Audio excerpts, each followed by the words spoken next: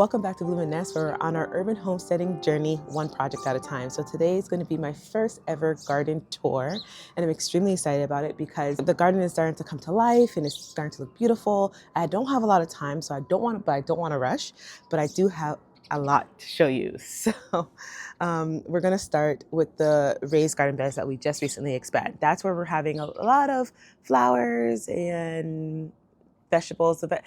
It's mainly for my summer crops, so it's not full yet. My tomatoes need to go in there, my peppers need to go in there, but we do have a good amount of spring things such as broccoli. Let's just get into it. So this is the overall site of the expansion. I'm loving the way it's looking, you guys. But we're going to start with this bed, the first bed right here. So what we have is our bok choy, which is looking really good actually, because when I first sowed it, it was really leggy. But I think since bringing it outside, it is gone a lot better. I do see a few bites in it. It's like something is chewing on the bok choy. I'm gonna have to figure out, maybe I can put some natural things around it. I have to do some research. We also put snapdragons in this bed, so I wanted it to be, when you walk into the backyard, you're hit with beautifulness. I love beauty as well as gardening and growing food for my family, so I really wanted it to be reflective of that. So that's why I really do focus on having a beautiful urban homestead as well as one that is productive. So we have our snapdragons, and then I also have something new. This is new for me this year. It's a grapevine. So I was so adamant of not getting a grapevine, but this one says that you can eat it fresh. It's not just one for making wine and things like that, which is what I didn't want. I wanted one that you could eat fresh, and we'll see how this turns out. It's our first year. I did put the string along that it can go over the arch, so we'll see how it turns out this year. So that is the first bed. That's all we have in it. In front of it, we have a sunflower. So I decided to use, in the very front, I wanted to have 2 sunflowers. Hopefully it grows big and it kind of anchors the entryway to the garden. It's still not done. I know you guys can see the rocks. I still need to get more river rocks just for the outer parts. But yes, that's the first garden bed. On the opposite side, we also have a sunflower. And this is where I put a lot of my vegetables so far. So we have a broccoli here. Oh, I don't know if you guys can notice, there are strings in the garden bed. I am doing square foot gardening. So we have broccoli. These are my Patterson storage onions. I have about 9 of them. They're looking a lot better than what they were before. I started them late as well, so they're coming along really well. Beside that, I put some carrots. These are, I believe, fingerling carrots. Then we have broccoli. We have marigold, and then we have broccoli. This is green magic broccoli, so I'm excited for that as well. Look, a bird. I don't know if you guys can see that. They're coming here to eat my strawberries. And if you guys were here with me in my previous video, you guys know that I'm doing composting. I'm hoping I'm saying that right. I haven't even looked up yet. Pretty much I'm composting in bed. So I made a little bin here where I'm going to put my compost in, my kitchen scraps. Some cardboard, water it down, and have the worms go at it. And I'm going to utilize those worm castings for nutrition for all my garden beds.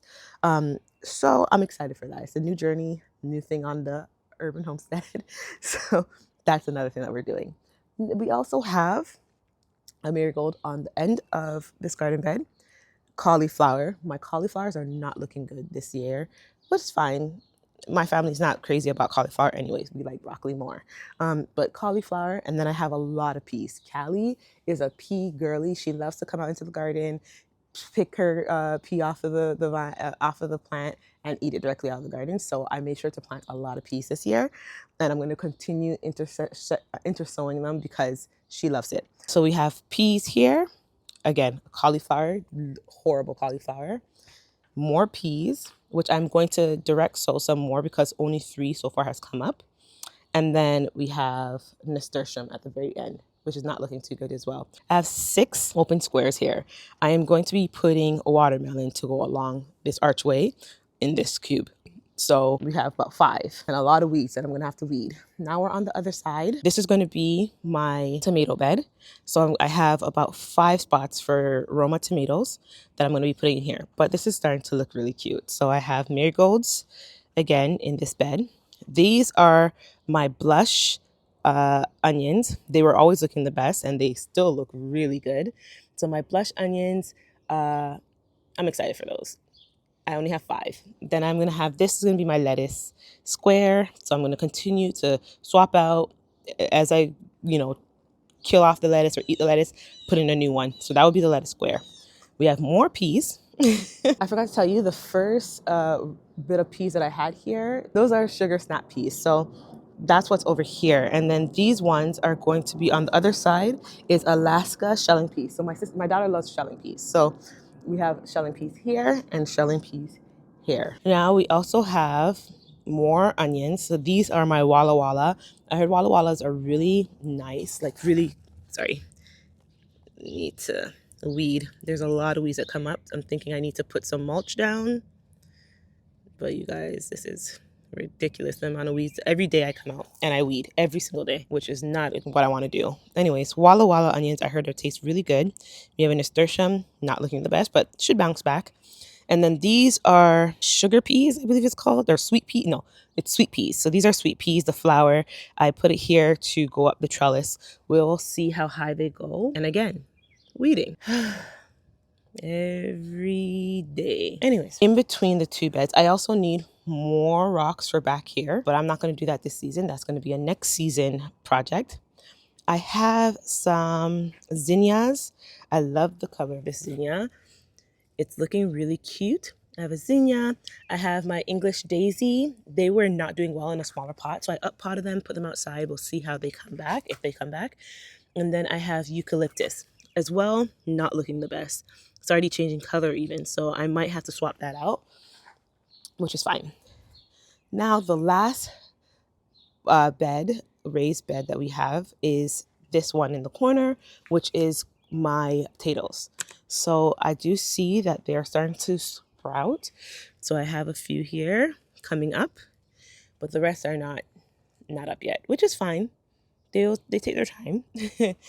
But this is my potato garden bed. If you guys have any ideas of what else I can put in between, so I want to put a row of something in between to make it pretty. And I'm also going to be putting on this edge here watermelon to go up. Not watermelon, sorry, cucumber to go up this trellis. The cucumber shouldn't compete too much with the potatoes, which is why I'm putting it here. So I'm hoping that we'll see. Again, a lot of these are experiments. We'll see what happens, but the cucumber should work well with the potato bed.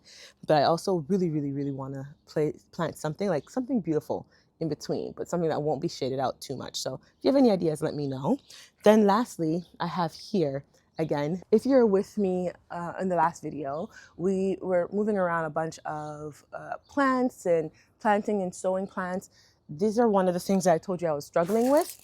It was the salvia and I don't remember what this one is called. The salvia and the armeria. You guys know I'm not good with the names. But the salvia and the armeria, they are perennials. They come back every year in my zone, which is zone 6B. They come back every year, but they need full sunlight. And I was struggling to find a place for them in the front garden. So I temporarily put them in pots and just to kind of make this area cute. And once my garlic is harvested, as well as my broccoli, I will put them in the back garden, which is the back raised bed, which is going to be all flowers and maybe some berries. But let's get into the back raised bed. So here we have strawberries. These strawberries, a lot of them I actually started from seed 2 or 3 years ago. So next year I am definitely going to be swapping them out for some new strawberries because some of them did get some disease, which is why you see some holes. I pulled those up last year, and strawberries are very easy to grow. They're my family's favorite. They're the fruits that we love. We love strawberries, we love blueberries, apples. Honestly, we love all fruits. Fruits are our thing. Vegetables, not so much, and I'm trying to get us into vegetables. But strawberries is probably on the top of the list. So I am definitely going to continue to buy and replace and grow strawberries every year. These are ever-bearing strawberries, not June-bearing, so we do get them throughout the entire season. So that makes me happy. And on the other side of me are roses. My mother-in-law planted these roses. They're beautiful when they're in bloom. They're not in bloom right now, but they are very spiky, very prickly. I cannot wait to show you guys as the next few garden tours go on how these look once they're in bloom. Let's move on to the next side of the raised garden bed. So here I moved my peony flower. Still, it's a tree peony, and I don't know the variety, mainly because I just bought it from Walmart that 2 years ago, I think it was, or last year actually. And they looked like they were growing, and this is the first year that they're putting on any foliage. It looks beautiful, but I had to move it in order to expand the garden beds.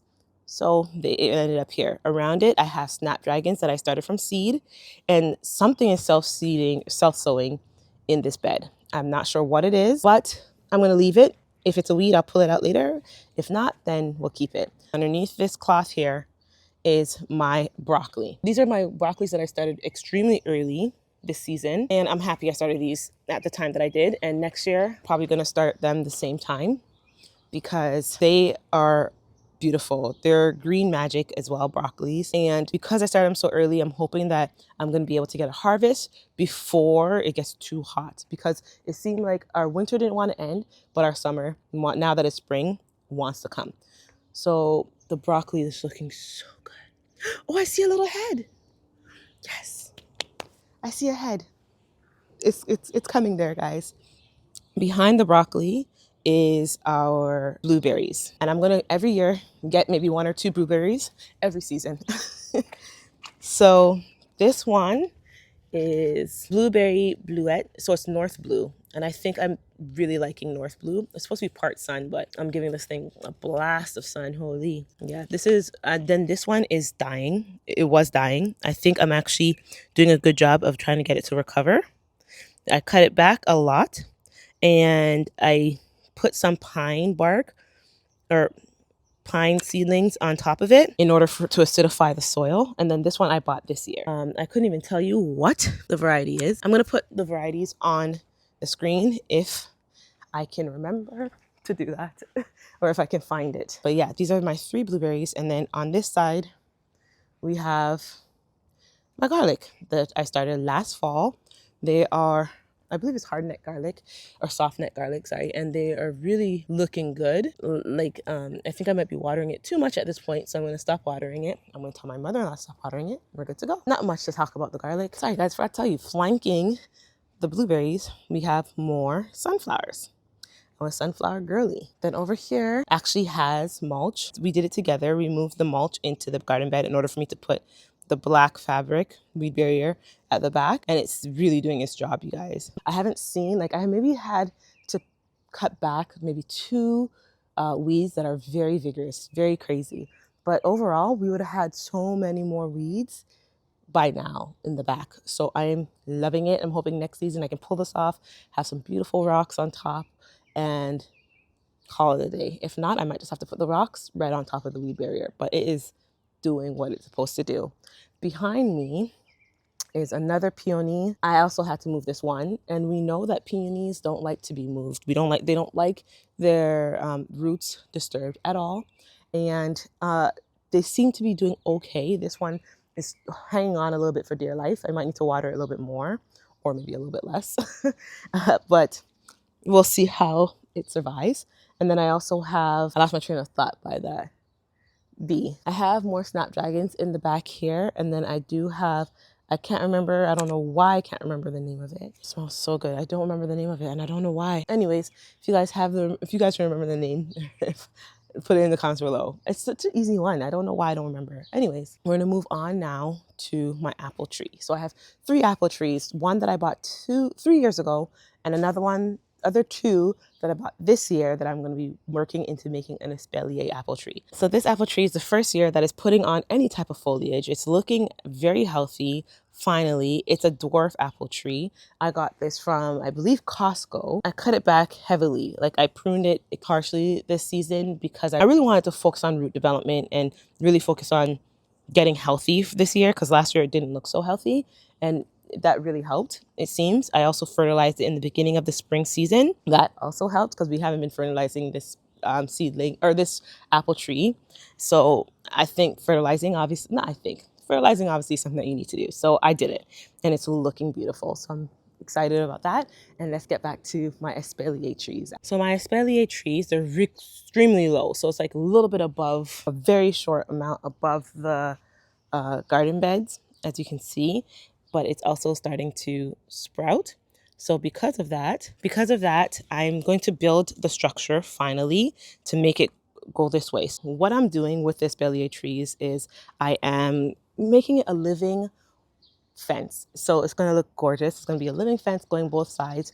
And then I'm going to have a arbor or an arch trellis to start to be able to enter the garden from the grass, from the sod. It's going to look gorgeous. I'm so excited for it. Like, obviously it's going to be 2-3 years from now, but still. I also forgot to show you guys, I also put some cosmos into the garden bed in the very back, just, finding homes for them. And the last thing in the backyard, in my urban homesteading backyard, is my green stalk. So my green stalk is primarily this year flowers. I do have strawberries at the top of them.